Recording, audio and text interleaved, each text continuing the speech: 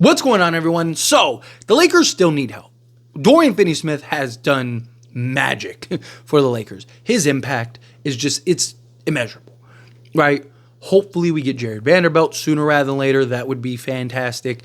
He's starting to ramp up and get back to the court probably about another week or two away, if I had to guess. But that could help solve a lot, right? Rebounding, defense, just a lot. But regardless, whether he comes back or not, one, I don't want the Lakers to operate as if he is. Two, I want the Lakers to make moves regardless and get things done. However, the sooner you can get the moves done, the better. I still want patience, don't get me wrong, right? Patience led to us getting Dorian Finney-Smith at an excellent price, might I add. If you can still do that, then fine. But there's a lot of talk about, Walker Kessler potentially off the market, right? The Lakers there's not really a realistic path for them to get him. We'll see. We've dealt with that with Utah before with the Russell Westbrook trade, and that it wasn't going to happen. And lo and behold, we actually got it for the price that the Lakers wanted, actually less than what originally was thought to be. But we'll see. Point is, if you can make a move right now that solves your needs, do it.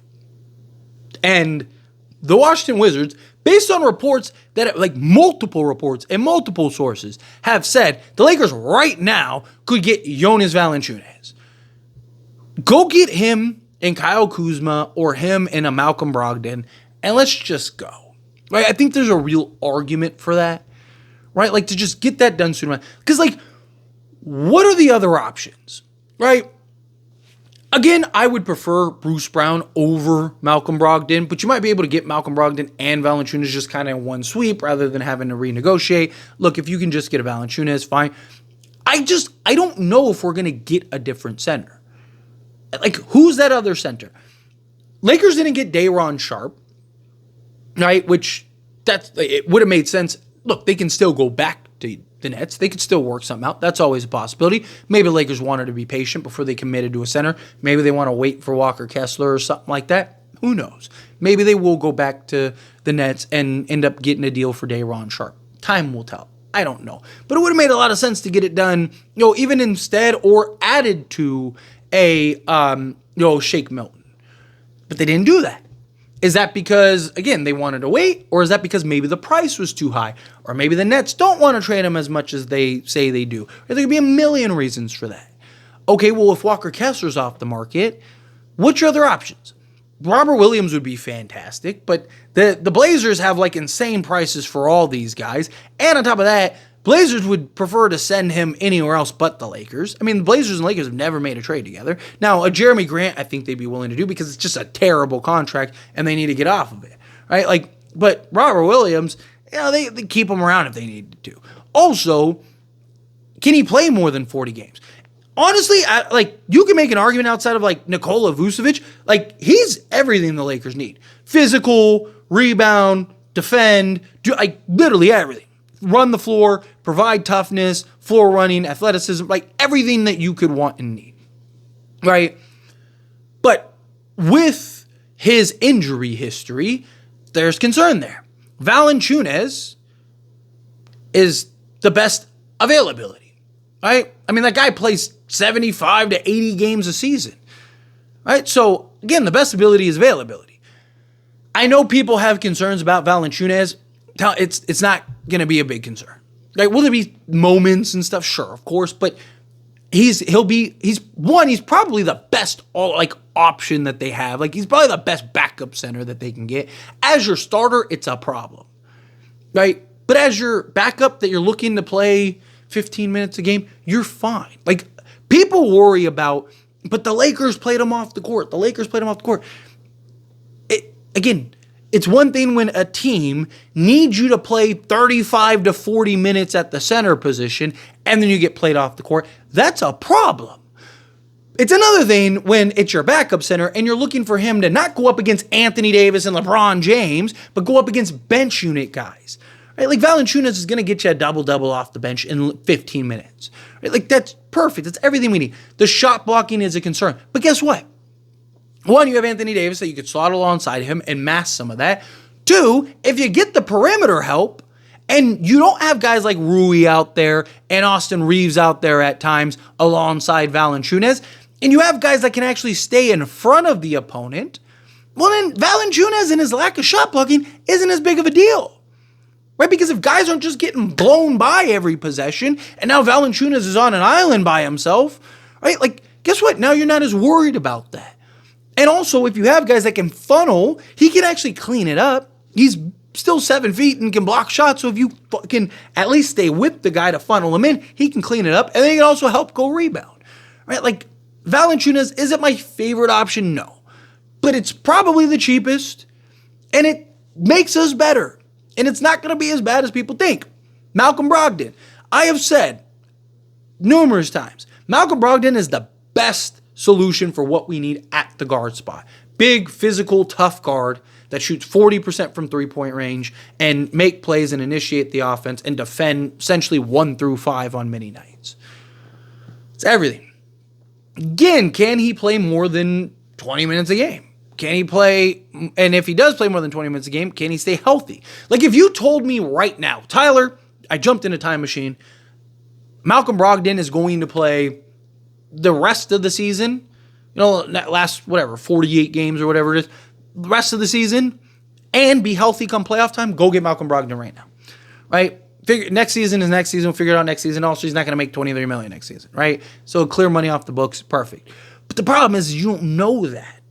And so the risk is you bring him in, then it's like, Kyle Kuzma, right? I think that there is a genuine argument to just go big and just go with Kuz.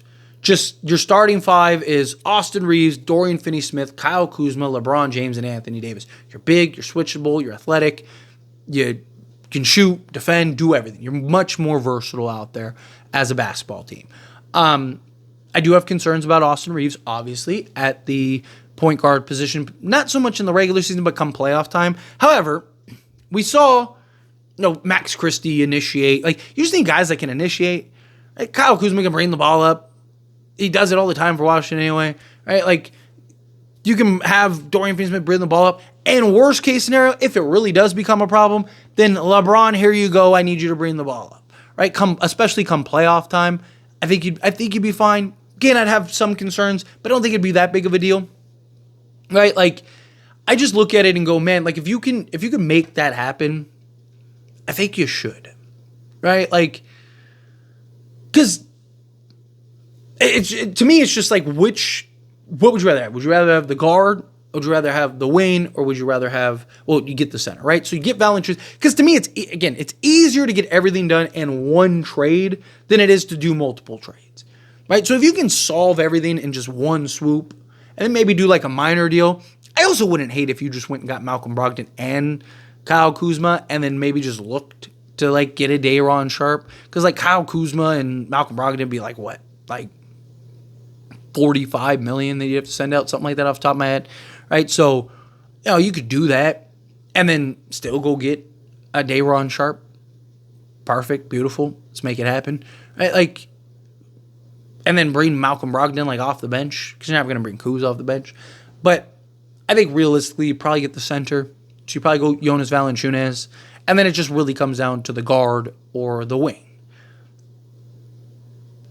I would personally prefer a healthy Malcolm Brogdon. Just because I just think, again, you don't have to worry about the point guard issue. You're not as big, but you're still big. Right? He's a better three-point shooter. Like, I would prefer Malcolm Brogdon over Kyle Kuzma. Not saying he's a better player or anything like that, just the fit-wise and everything and kind of like what you need. Malcolm Brogdon to be perfect. The problem is that you don't know if he's going to stay healthy, so I would probably go with Kyle Kuzma. Right? Like today, if you get the deal done today, give me Kyle Kuzma, give me Malcolm Brogdon. Get it done, Jonas Valanciunas. Right? Give me those two guys. And then just go bigger and figure it out from there, right? Perfect. But, again, healthy, I would do Malcolm Brogdon. Regardless, I think if you're the Lakers, because, again, I want the Lakers to stay patient. I want the Lakers to stay the course. But if you can get the deal done now, get the deal done now. Because the sooner you get it done, the more time you have to get acclimated, the more time you have to kind of figure some stuff out, right? Like, it just gives you a head start. Now, obviously, it takes two sides to trade, but supposedly Lakers can get the Wizards deal done now. So if that's the case, like give up a first and a second or 2 seconds, and go get Valanciunas and go get Kyle Kuzma and let's go, right? Or if it's Malcolm Brogdon, then a pick swap and a second or 2 seconds, right? Rather than a first, and then let's go. Right? Just make the move. I just think if you can get the deal done with if Washington, if it's true and the Washington deal really is like it's there, if the Lakers want to do it, then just go do it. Even if it's not Kyle Kuzma and it is Malcolm Brogdon, fine. And also you could always reroute. You could always figure it out to reroute if you get it done sooner. So you'd always Malcolm Brogdon still is an expiring contract. So you could, and especially if you can keep your first, you could always reroute him elsewhere, right? Like what the Warriors are considering doing with Dennis Schroeder, right? So if you can figure that out, then fine, go do that.